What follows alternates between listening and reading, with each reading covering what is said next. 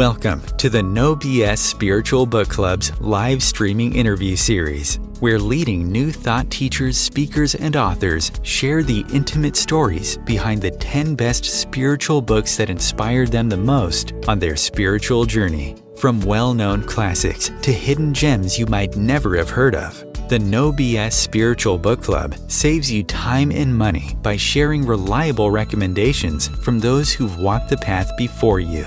The No BS Spiritual Book Club, the only no BS guide to the best spiritual books to inspire your own journey of self-discovery. Here's your host, founder of the No BS Spiritual Book Club, Sandie Sedgbeer. Hello and welcome. With me today to share the 10 best spiritual books that inspired her the most on her life journey is healer, teacher, and naturopath Rebecca O'Reilly. A certified holistic nutritionist, Rebecca has been studying food, natural medicine, and spiritual healing over many, many years. And she combines her background in science and natural medicine to empower people to overcome chronic and mystery illness and heal naturally using their food as medicine. Rebecca O'Reilly, welcome. Hi, Sandie. Such a joy and a privilege and an honor to be here. So thank you. Well, thank you for joining us, Rebecca. So let's start with your childhood. You've had a deep affinity with nature all your life, haven't you? I have, from a very early age, a big plant lover, big nature lover. And yeah, I think this really began with my grandmother's influence more than anybody else. She was a really wonderful cook, and I learned how to make Victoria sponge cake, a sort of quintessentially English cake at a very young age, and I was totally taken by it. I would pull everything out of the kitchen and smother the kitchen in a total mess and make Victoria sponge cake on a regular basis. So that was the first sort of real connection that I remember with food. And then we also spent a lot of time at our cottage, which was outside of Dublin where I grew up, and spent a lot of time in nature there with animals and the forest and beaches and all that sort of thing. So nature really stepped in at that time in my life. Mm. So tell me, what did you get from nature? What was the feeling you used to get when you were out there in the fields? Freedom. And Freedom. and that has just been the sort of the peace for me ever since. I think my whole journey has been my quest for freedom in one way or another, and that was the feeling. Yeah, absolutely. Are you talking about the freedom to do as you please, the freedom to be where you please? I think it's more the freedom inside, when you have that feeling of being free within yourself. And I think when I'm in nature, it no matter what's going on in my life, no matter how chaotic life may be, it's that feeling of being free inside. And that's what nature gives, an opportunity to experience that. Yeah. Were you an avid reader as a child? I was an avid reader. Yeah, we were surrounded by books. We were a family that were surrounded by books. So I did a lot of reading. And a lot of my reading would have been nature orientated as well. I loved books like Watership Down and The Secret Garden, for example. I also loved all the Roald Dahl books, which are less nature orientated, but a bit sort of, there's more humor, isn't there? There's a kind of mischievousness in those books that I loved. Yeah. At what point did you realize that you wanted to combine your love of food with your love of nature and make it a career? It came later, I have to say. It came in my 20s when I was going through a very hard time with my health. So the health piece for me has been from very early on in childhood. I started suffering with chronic asthma at the age of 2.5. So I was in and out of hospital a lot. It was pretty serious when I was younger. But I was very resilient and sort of rode that wave well, and it didn't stop me from doing anything. But then in my early 20s, after a relationship breakup with a guy who I fell totally madly in love with, the breakup of that relationship was so severe. It was such a It was such a shock to my body, and it was the awakening of a whole other realm of symptoms that I had never experienced before. So I had grown out of the asthma at that stage. But when I went through that breakup, I started suffering with all sorts of symptoms, from gut problems to skin issues to, hormonal ups and downs. My menstrual cycle stopped, which is not unusual when somebody goes through a lot of shock and trauma, but it went on, and it then sort of led to there being other hormonal stuff underneath. And all of this I now understand to be viral. My body was, and that's a piece that went way back to childhood. It's just that it was reawakened in my early 20s as a result of that grief and that shock, which is often what happens when we go through a crisis like that. It can awaken dormant viruses in the body and create an explosion of health symptoms. And for some people, that can be so severe that they can't get out of bed the next day. It's like an overnight deterioration of muscle function, for example. Whereas for me, it was bits and pieces over a more prolonged period of time. And so it led me on a journey of searching for answers, and I was seeing a lot of doctors at that time. And it was just such a nightmare. I decided that no more. I couldn't deal with any more doctors and sort of the separation of answers. There was nothing holistic. There were no holistic solutions being given to me. So at a certain point, I made a very firm decision that I wanted to do it my way and to do it naturally. And I suppose that's when, food and nature started to step in again in a whole different way, and started to take me down a different path. Well, we'll come back to this a little bit later. Let's have a look at your books. I mean, some of them definitely have to do with nature and food, and others are more spiritual in a different way. Is your list chronological? The order that you gave it to me, is that the order you read them? It is, because it sort of tracks the journey that I was on, Okay. and one led to the next in terms of my life path, I guess, yeah. And I have to ask, did you have a real challenge distilling your list down to 10, or did you find it easy? It was challenging to distill it down to 10. It was. And it's funny when you come back to these things. When I was sort of going back through the list, I was thinking, why on earth did I pick that one over this one? And what was really interesting was that actually in that list there was very few food books. It was much more sort of the spirituality aspect was coming through much more in the list. And I don't know why that was, but those were the books that came at the time of me sitting down to do this. And they've all played a huge role. They've all played a part in the journey. So it was just meant to be. Okay, well, your first book has been described as perhaps the most important book yet written on meditation and the process of inner transformation. And it is A Path with Heart, a guide through the perils and promises of spiritual life by Jack Cornfield.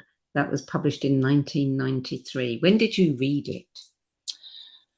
I read it, so I would have been in my early 20s, which would have been 2004 maybe, time-ish, around that time. Yeah. It had a really big effect on me, that book. So I wasn't long, coming out of that breakup, and life was really messy at that time. I was all over the place. And that breakup in my life really propelled me onto a different path. It was an awakening, there's no question, and a very profound, sharp awakening onto the path that I needed to be on. But obviously I didn't realize it at that time. So it sort of propelled me to start looking for answers in a different direction. And that book's, I don't even know how it came into my hands. I can't remember, but it did. And it really started to open the doors of meditation and, how we could lead a more, a more spiritual life, focusing inwards rather than focusing outwards. And I think there was a gentleness to it that really had a calming influence. And it was then from reading that book that I started going off on silent meditation retreats for sort of 7 to 10 days at a time at a Buddhist monastery in Hertfordshire called Amaravati. And I did that over several Christmases and New Year's. I would go and just sit in silence, and I just loved it. So it really had a profound effect, that book. Yeah. Mm. Your second book is the Book of Macrobiotics, The Universal Way of Health, Happiness and Peace by Michio Kushi. 2012 that was published. What was it about macrobiotics? Yeah, this is a funny one, because macrobiotics has such a, I don't know, a bad rap in the world today, in a way. But actually, it's there's so much more to it. And I came across macrobiotics. I was doing a cookery course in Ireland at Ballymaloe Cookery School, which was an amazing opportunity over 12 weeks, and something I'd wanted to do since early in my life. But at that time, at this gorgeous cookery school in the countryside in Ireland, where we were eating loads of dairy from the Jersey cows and homemade butter and all sorts of delicious things, but my health symptoms were just firing left, right, and center. And it was very confusing because I just didn't understand what was going on in my body. But in the final days of that 12-week course, this macrobiotic chef came to give a talk, and it was so, it was so out of place in a way for where I was and what we were doing. But I think one of the girls who was on the course had organized for this woman to come in, and there was only about 8 of us who went to listen to her. And she just blew me away, because she started talking about our relationship to food and nature in a whole different way. And she was actually cooking for, she was quite a well-known macrobiotic chef who was cooking for celebrities around the world at that stage. And I just thought, wow, what a life this woman is living. But it's so heart-centered, and it's so different to what I have been learning, So I was quite taken with it. And then I went off and started researching macrobiotics, which I'd never heard of. And I came across the International School of Macrobiotics in Devon, which is run by Oliver Cowmeadow, who became one of my first teachers, and a very profound teacher at that. So I went off and I studied with Oliver for 2 years in Devon, and I learned so much, but not just about food and healing and how we can how we can use this approach to advance our health. It was so much more. It was a whole philosophy by which we can understand the world. So macrobiotics is really based in the teachings of the order of the universe, the order of the universe, the law of God, the eternal principles of change by which our world functions, which has been the basis for many of the great religions across the world: Buddhism, Taoism, Christianity, Judaism, for example. That's sort of the common thread that ties all these religions together.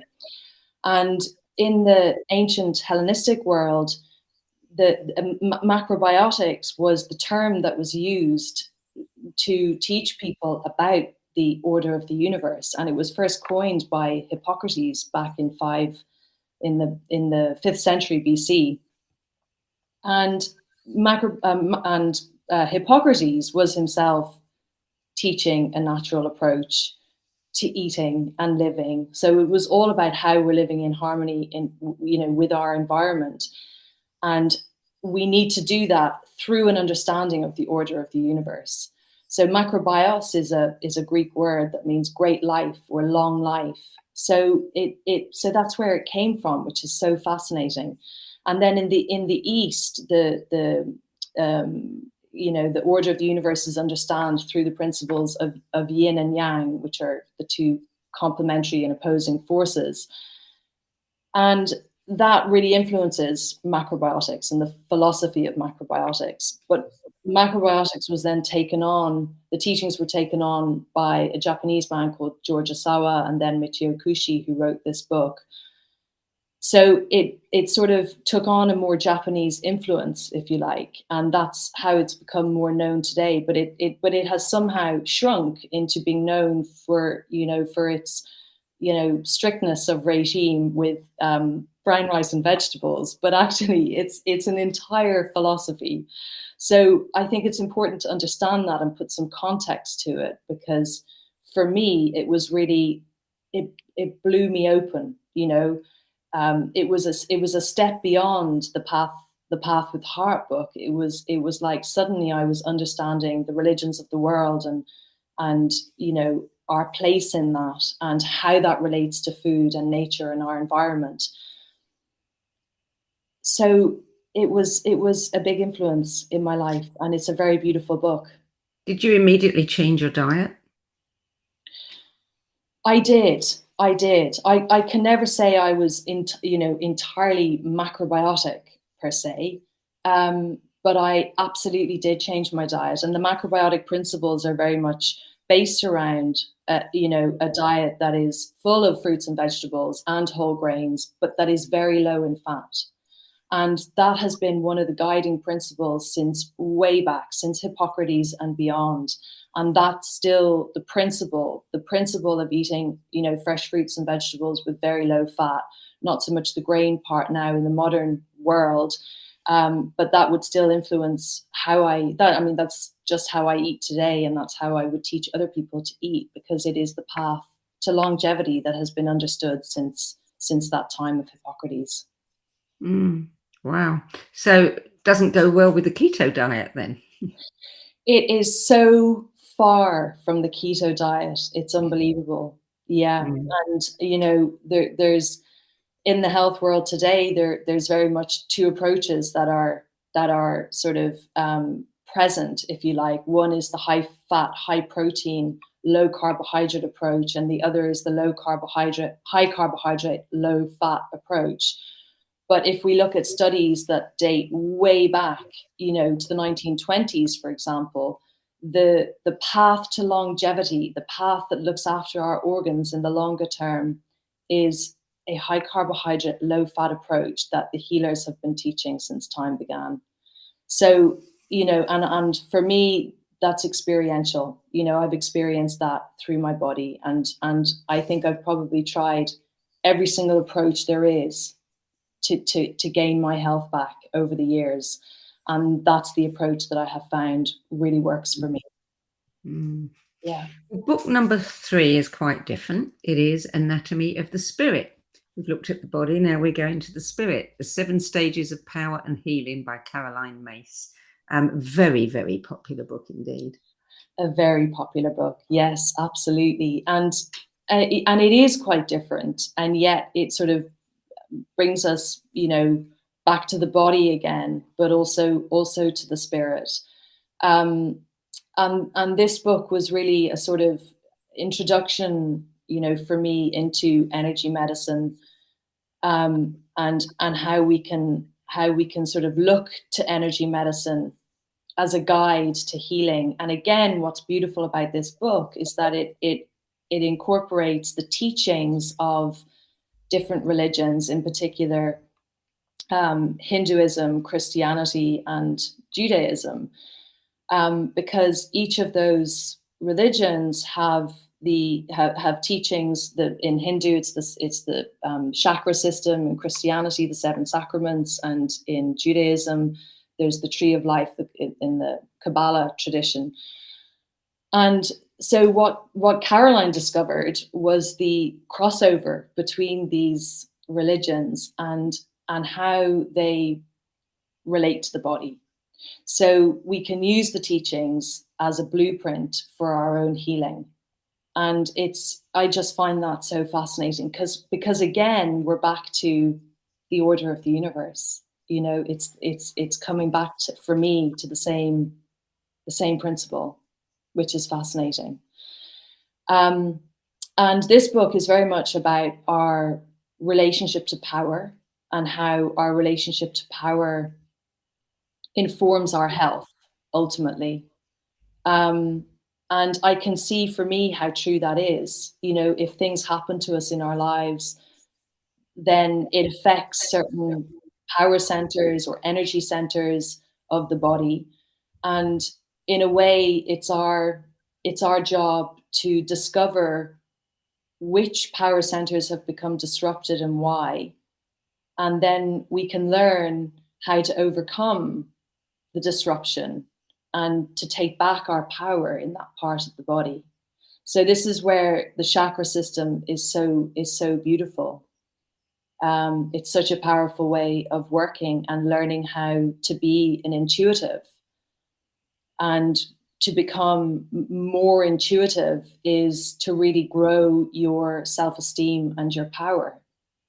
And this is ultimately what creates our health. Yeah. Yeah. So what was it that attracted you to that book? Was it the title? Did somebody recommend it to you? Was it a kind of natural progression?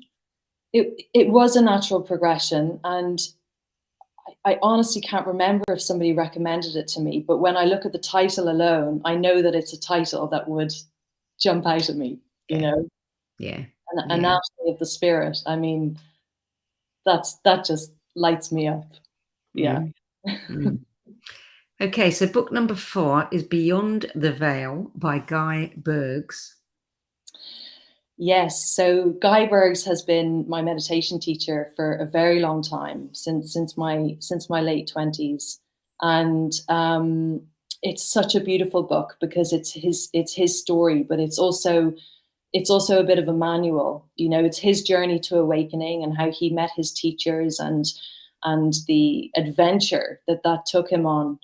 And it's such a heartfelt, open, beautiful story, you know, that has so many teachings in it. And when I read it, it was like it opened a very deep longing in me just to go deeper. I just needed to go deeper. And, you know, on and off over the years, I've been on that path of the Dharma with Berg. So he would have his, the roots of his teachings would be in Buddhism. And that's really the sort of, you know, it's been the pillar for me in terms of my spiritual practice. The path of the Dharma and learning from Bergs has been very much the pillar that I come back to time and time again, no matter how many rabbit holes I go down, which have been many, and I'm sure there'll be more to come. It's where I keep coming back to. It's like it forms the, you know, the central pole that keeps me steady. Yeah. Yes, there are as many rabbit holes as there are potholes in England. And believe me, there's a lot of potholes in England. There are a lot of potholes in England. It's Yeah, true. yeah, national problem. Yeah. Book number 5 is Soul Shaping, A Journey of Self-Creation by Jeff Brown. Lovely book. I just love this book. Mm. It really spoke to me in so many ways, and it's deeply inspiring. You know, it really is. So yes, it's his story to finding his purpose in the madness of the world that we inhabit. Mm. And I think what really grabbed me from this book is just how deeply we have to keep listening to ourselves in order to be able to navigate through the noise and the pressure that we're up against all the time, you know. And I think we live in a world that traditionally has been very goal orientated, you know, very, very driven. And that makes it more difficult to find the quietness to listen to what it is you are here to do, to find your own purpose. And certainly for me, you know, it comes back to the rabbit holes I've been pulled down, you know, listening to other people, being directed by other people. It requires the spirit of a warrior to keep coming back home to oneself and to keep listening deeply to what it is we need to be doing. And it's a courageous act, you know. Jeff's story is one of very great courage. that I think needed to be shared, because we need to hear that, you know, that it can be done. It is possible. And when we do it, that's when the doors open and the gifts come. So yeah, it's a very good book. Very inspiring. I mean, it was his lifelong dream to practice criminal law Yeah. and search for the truth in the courtroom, I Yeah. read. In fact, just as he was about to have his chance, something inside him said no. Mm. He ended up finding his truth in the school of hard knocks, he says, the school of life. Yeah. Yeah. So, I mean, we all need to listen, don't we? Absolutely. And not always easy. It's not always easy. Yeah. In fact, it's probably very hard to, especially Yeah. when all of his studies and everything in his life had been directed to that particular career. Absolutely. To say, no, I'm not going any further is huge. Yeah. Huge. It is, but like he said in the book, actually, you know, when he was sort of feeling the calling to write, it was there became a point where even though he was resisting it, there was no choice, because he was having sleepless nights, and it was almost like, you know, spirit would not let him rest until he got writing. So if he wrote, he could sleep. If he didn't write, he couldn't sleep, you know. So it's interesting. So we have to reflect on ourselves. What is it that keeps arising? Yeah, is it a health issue? Is it insomnia? What is it, and what's it calling us to, you know? Yeah. Okay, well, we're going to take a short break now. We'll be back in a few minutes with more of Rebecca O'Reilly's 10 Best Spiritual Books. Stay tuned. Om Times TV. Maya Angelou once said that there is no greater agony than bearing an untold story inside you. I'm Sandie Sedgbeer, and when I'm not hosting Om Times Media's flagship radio show What Is Going On and the No BS Spiritual Book Club, I help people share their untold stories. Books are my life, my joy and my passion, and there is no greater reward than helping aspiring writers get their books out of their heads and into the hands of those who are waiting to read them. If you feel that you have a book in you but don't know where to begin, visit sedgbeer.com. Click on the Work With Me tab and find out how my experience helping others tell their stories might be just what you've been looking for. That's sedgbeer.com, sedgbeer.com.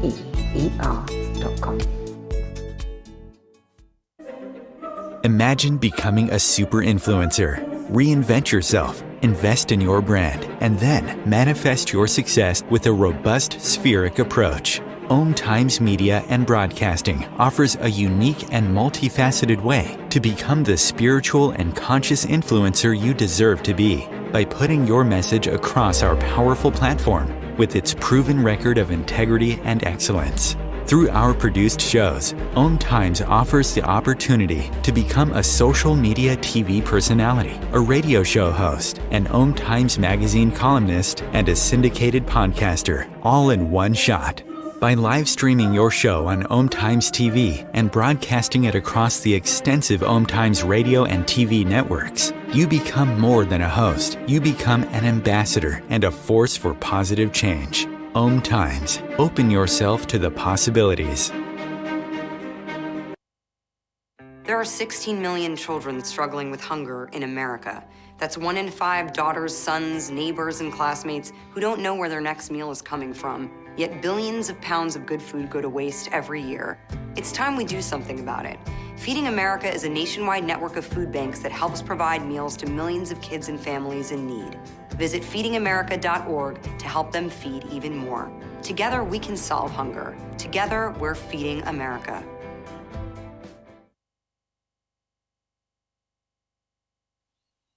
Welcome back, Rebecca O'Reilly. Book number 6 on your list is LifeChanging Foods by Anthony William, also known as The Medical Medium. Yes, so another book that's hugely influenced my journey. So I was introduced to the medical medium work when I was giving a cookery class back in, I think it was 2017. So not long after he'd written his first book, First of 8. And there was a girl assisting me in the class who I hadn't met before, and she was sort of quiet and interesting, and I could tell she'd had some sort of a health journey. She just had that sense about her. But she came up to me at the end of the class and said, "There's a book that I think you'd really, really enjoy that's hugely helped my healing." And so she gave me the name of it, and I went and ordered it and read it immediately. And it was his first book, which is The Secrets Behind Chronic and Mystery Illness and How to Finally Heal. And it was just incredible, the effect that it had on me. It was like every single cell in my body was resonating with the words in this book, because it was like all the missing pieces had suddenly been filled in. And, you know, I had come from a background of studying, you know, science at undergrad level. I'd go on to do a master's. I had studied macrobiotics. I had all these pieces, but my health was still not where it should have been, or could have been, should I say. And when I read that book, it was just immediate. So I very quickly started putting, you know, the protocols that he was recommending in place, and they had a big effect. There's no question. And I think what I loved about his work was the simplicity of it, because it was taking me back to what I had learned really through macrobiotics in many ways, you know, that fresh fruit and vegetables, herbs, spices, wild foods, these are the foods that are going to heal our health. So it was the food as medicine part coming back around in a very profound way, infused with the sacred. You know, there was no question for me that this work was coming from a much, much deeper place. So Life-Changing Foods, which was his second book, is a very beautiful sort of guide, if you like, to the top 50 fruits and vegetables, and the effect that they have not only physically but also spiritually and emotionally.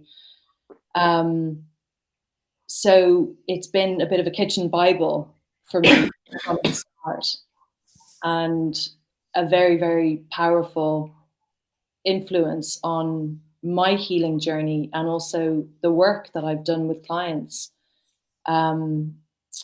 teaching people how to use food as medicine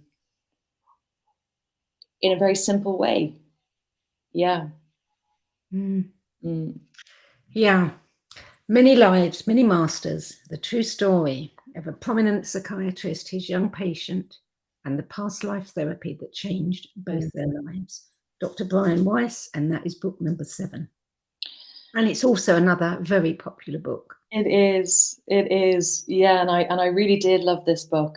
And I think what stood out for me was, you know, how a very traditional doctor was suddenly having his, you know, ways blown open, if you like, in a very unknown way to him. And it was a sort of, you know, confirmation that there are doctors out there who are open to other ways and willing to, you know, present that within their professions, no matter what the cost. And the effect that it had on the client is all we really need. You know, it was an experiential effect. And I think sometimes in the modern world, we lose the experiential aspect because we're so fixed on the science. You know, whereas, you know, for me on my journey, it's the learning, and the, you know, the deep learning doesn't come until I've experienced it through myself, through my body. Yeah. I think that's true of all of us. Yeah, absolutely. You can't really know it until you've got it in the muscle. Absolutely. Were you new to the idea of reincarnation when you read that book, or was it something that you had encountered before? Yeah, so it was something I had, absolutely encountered. So it wasn't a new concept. I think it was just the beauty of the story, really, that was so that captured me, and I found so fascinating that there's all these different approaches that we can take to healing. All these different modalities, hypnotherapy just being one of them. And actually, it doesn't really matter what the modality is. It's the way in which it comes through.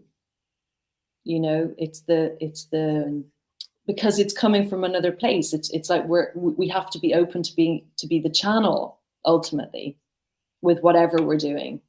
And he was obviously ready to be that channel, but unbeknownst to him until it happened. So yeah. Did it give you any thoughts about your health and as being something from a past life? Absolutely. I mean, but that's, something, I think that there's so many reasons why we get sick. It's not so simple as it just being, what we're simply exposed to in this world. That, we're exposed to things in this world that don't support our health for sure. But often it's triggering parts of our body that need deeper attention. Mm-hmm. There's no question. And, that is influenced by not only this lifetime, but many lifetimes, in my view. Yeah. And that's the journey, really. It's the journey back home. That's where it's calling us, is back home to ourselves. Yeah. Yeah. Book number 8, another popular book, is The Untethered Soul, The Journey Beyond Yourself by Michael Singer. Yes, and this book I find so refreshing. I find it so uplifting and inspiring. And what's lovely is having the influence of different teachers.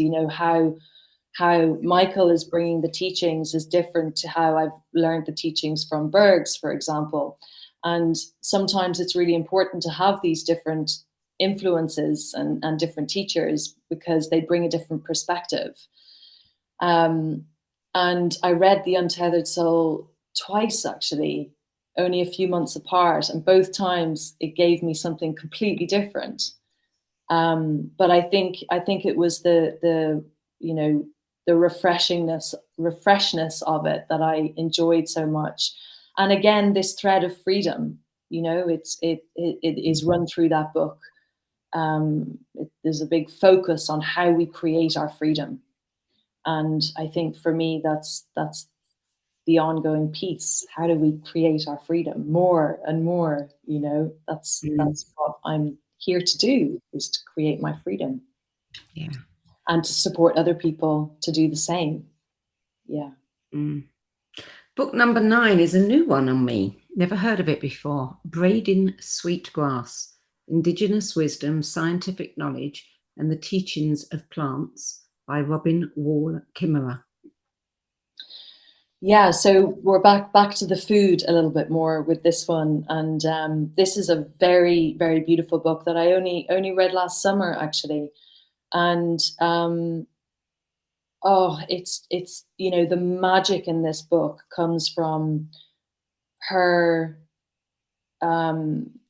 respect, I think, for our earth, for our land, for how we grow our food, and for the spirit that lives in the food that we eat.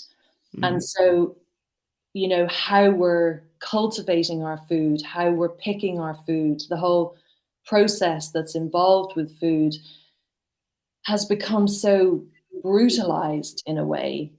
And we've come so far away from what Indigenous people were once doing and teaching. And she really brings that back to life in this book. You know, there's such a deep teaching of reciprocity with the land. And she's a very inspiring woman. So she comes from the, if I can say it correctly, the Potawatomi indigenous peoples. That's her heritage. And so the sense of her heritage runs through everything that she does so strongly. And I think we've really lost that. You know, we've lost that sense of our lineage and how things were once done, you know, unless you've been brought up with that, unless it's really run through your family line.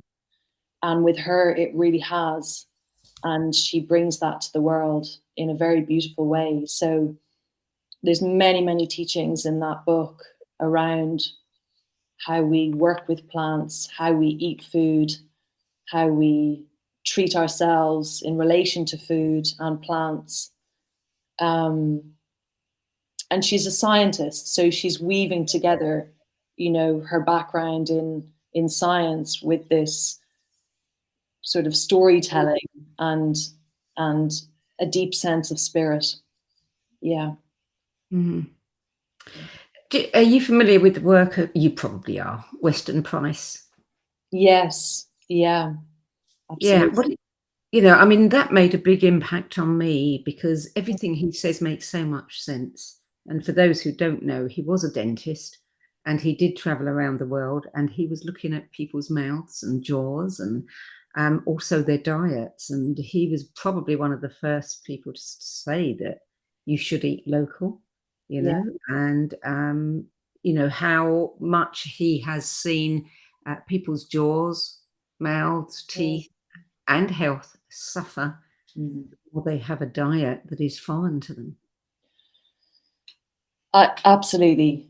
And again, there's big crossovers here with, you know, going back to what Hippocrates was teaching, going back to the macrobiotics approach, going back to what Anthony Williams is teaching, you know, this simplicity of learning how to work with food in its natural form. They're all really saying the same thing, but we've wandered so far from that place that it's almost foreign to us. You know, it's foreign to eat a simple diet. It's foreign to, you know, to rely on plants the way we once did, and to understand how to be in a reciprocal relationship with plants so that it does harness health. So, yeah, it's interesting times with food and health. I think they are two very, very big topics, and Massive topics, yeah. yeah. And I think, you know, so many of us do wonder when we see raspberries on sale out of season in our local supermarket, whether, you know, should we really be eating that? I mean, most of them have lost any taste that they used to have. I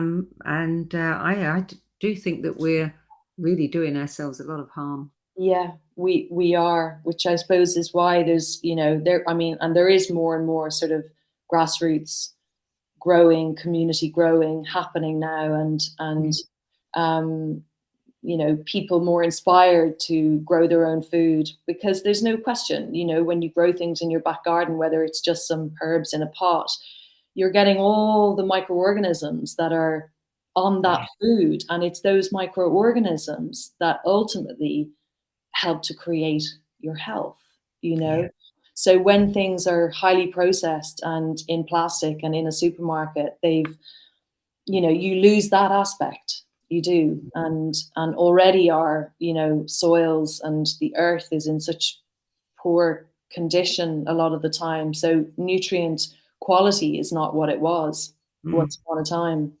So we really need all the nutrient we can get by learning how to eat more food from local markets, from our gardens, you know, from community growing. There's no question. Yeah. Well, let's move on to the last book on your list, and I'm probably going to get my pronunciation very wrong, but I'll give it a go. The book is Womb Wisdom: Awakening the Creative and Forgotten Powers of the Feminine by Padma and Anaya Ion Prakasha.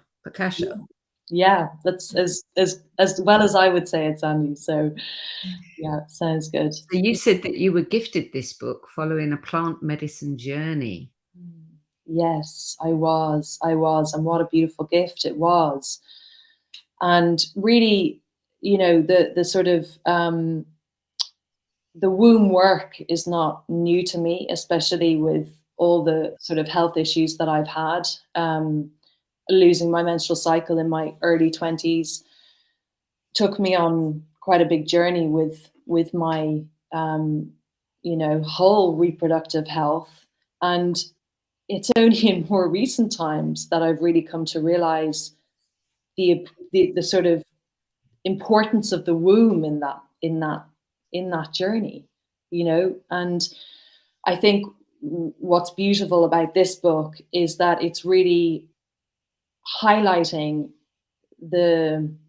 where we are in the world today in terms of the disconnection from our bodies, and in particular the disconnect from our wombs as women, and actually that the healing that is required in the world, both for men and women, is for a deeper connection to the womb and to the body. So this book again is very much based on various teachings from India, Tibet, Christianity, Judaism. So back to the same old theme for me, it's such a fascination.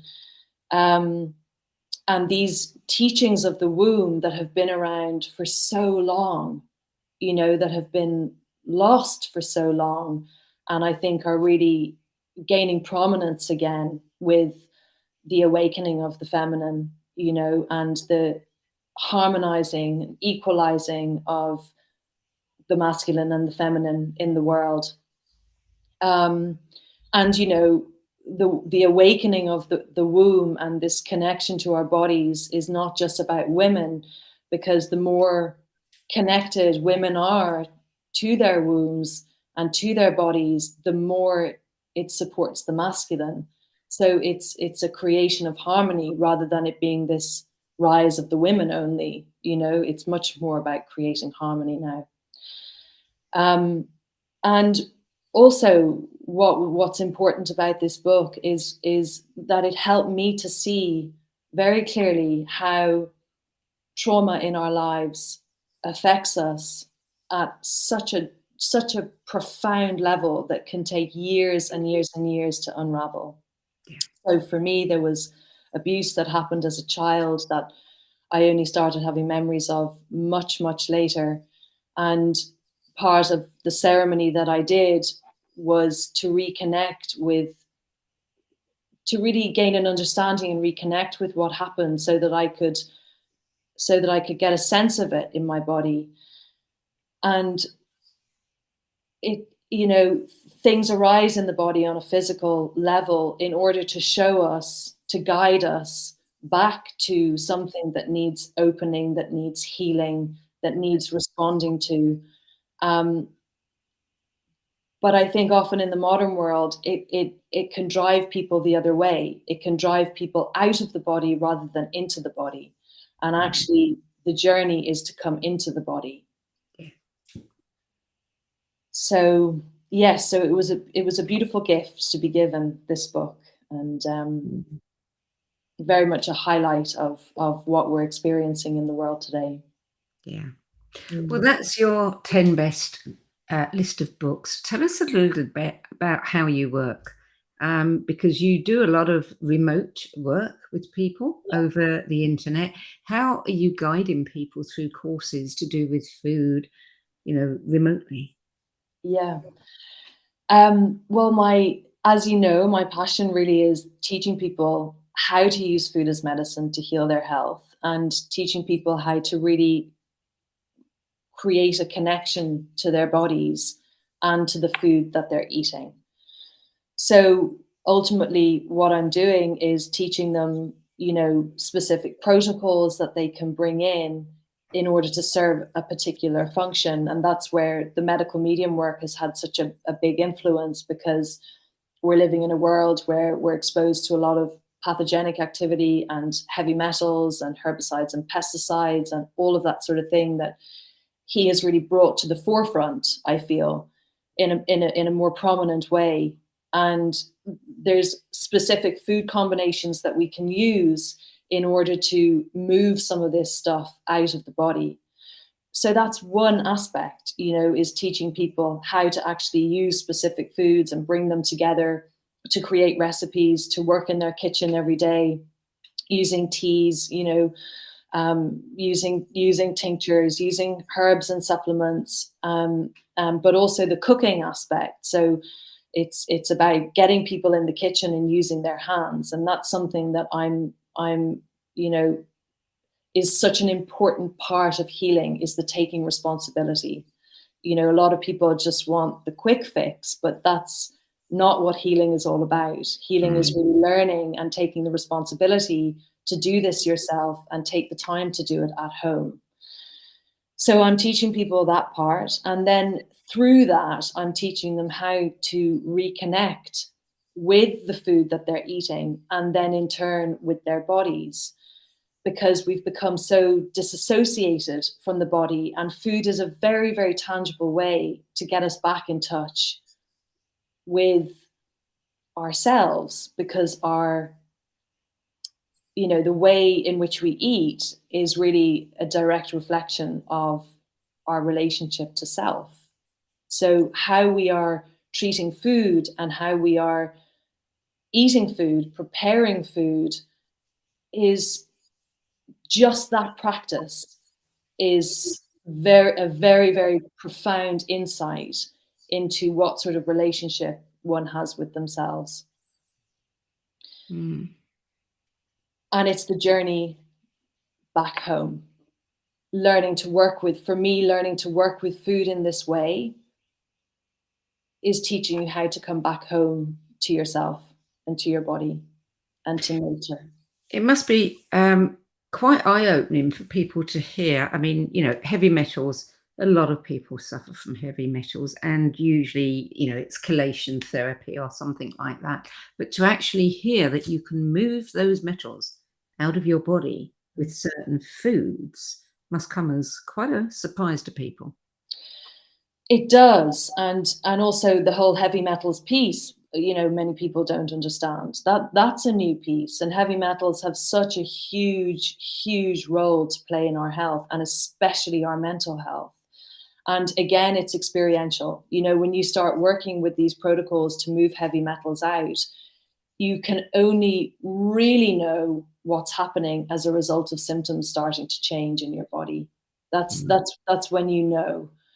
And when I look back, on my journey, there's been huge changes in terms of heavy metal removal, and what I only subsequently came to know, with regards to the ways in which heavy metals affect us.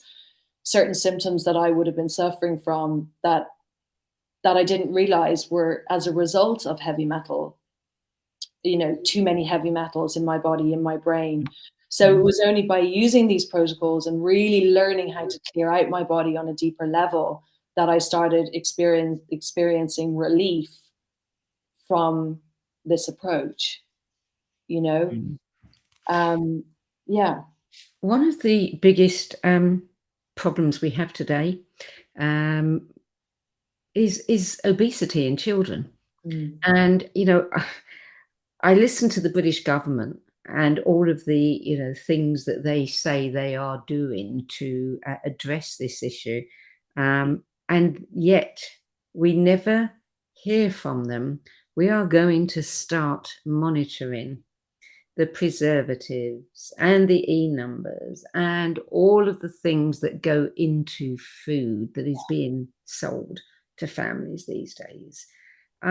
What do you think one can do about that? I mean, you've got to feed your kids, Sandie, Absolutely, it goes back to the kids. There's no question. But it goes back to educating pregnant mothers, because the imprint for obesity is actually laid during pregnancy.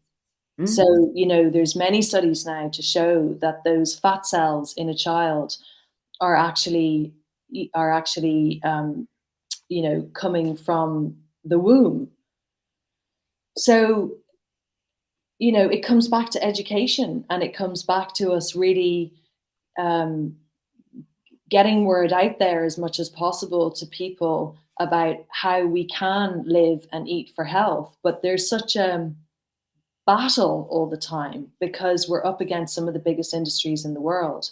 Oh yes. So, there's no easy solution to this. And I don't have one simple answer other than to keep educating people. I suppose in my practice, my specialty is working with people with chronic symptoms and conditions. And it's often through somebody having a journey with their health that they come to learn how to actually eat and how to live for health. But otherwise, had they not have experienced those symptoms, they wouldn't necessarily have gone down this path.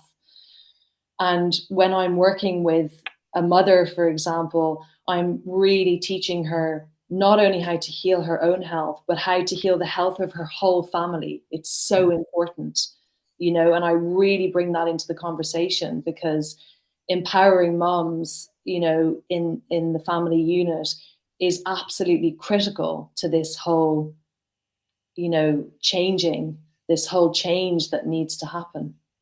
Do you think that some of these really large, food conglomerates should be made to be more accountable? Because, we get these fads, we get, everybody, you can eat this and it's good for your heart. And then it's like, oh no, you shouldn't be eating that after all. You should be eating this instead. Meantime, millions of people have been following those guidelines and suffering for it. And yet they seem to do it with impunity. Yeah, there's no question, Sandie. I mean, there is no question that they should be held to account. I mean, between the pharmaceutical industry and the food industry, it's, we're talking about the biggest powers in the world. Yes. And there is no question that they need to be held to account. But how do we do it? Because very often the people who are really speaking out are really up against it.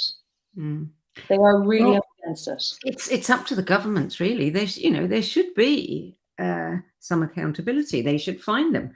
If they're going to stuff ideas down people's, throats, literally, because with the advertising that they do and all of the cheap foods that they make, and try to convince the kids, and very successfully, that these are the things that they, want to eat, for various different reasons, then they have to be fined. They must be fined. They must be, Sandie. They must be. Yeah. I mean, whether it'll happen or not, I have no idea. And well, I suppose it comes back to the people. It comes back to us. It does. We are the ones that have to create the change. The parents have to make sure that they avoid some of these things, so that they aren't successful anymore. They don't make money anymore. Which is why I am so driven and passionate to talk about this. It's really, really important in the world that we live in that people understand, how food works and how it can work for us. And against us. And against us. But, really learning the principles. And it's all these fads and trends that keep coming around. You have to have you have to really learn to see through what keeps coming. Yeah. And the way in which I've learned to see through is to keep going back to the simplicity. Fruits, vegetables, herbs, spices, wild foods, plants. These are the foods that inform our health. I'm afraid we're out of time now, Rebecca, so we're going to have to leave it here. But I want to thank you for adding your 10 best list of spiritual books to the No BS Spiritual Book Club's library of recommendations. Thank you. You're very welcome, Sandie, and thank you so much for having me on your show. It's been a really beautiful experience. You can learn more about Rebecca's work. You can sign up for her newsletter, which is really good. Lots of great information that she shares at her website, which is Rebecca-O'Reilly, no apostrophe, O'Reilly.com. Rebecca-O'Reilly.com. That's it for this week. I'll be back at the same time next week with another 10 Best interview for the No BS Spiritual Book Club. Till then, it's goodbye from me, and thank you again to Rebecca O'Reilly. Thanks, Sandie.